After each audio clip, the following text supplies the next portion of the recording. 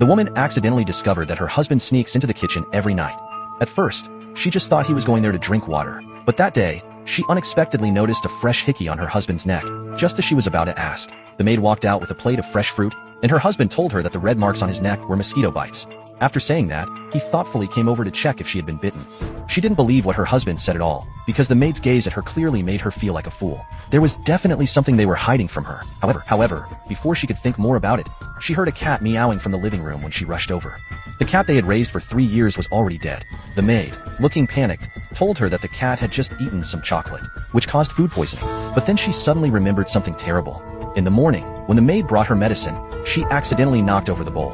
While the maid went to get cleaning tools, the greedy cat started licking it up. But after just a couple of licks, the cat collapsed on the floor. She immediately realized there was something wrong with the medicine. No wonder after drinking it for a whole year, her condition had only worsened. Even her hair was falling out in clumps. But before she could think more, the maid hurried back. The maid told the woman that the cat had just fallen asleep.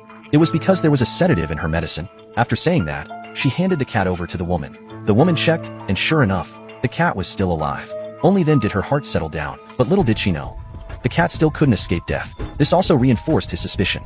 Someone in this family is trying to harm him, and the medicine she drank every day must be the problem. But just as she was lost in thought, the maid brought over the medicine again. This medicine is problematic. I can't drink it. Danny, can you be reasonable? I'm busy all day at the company.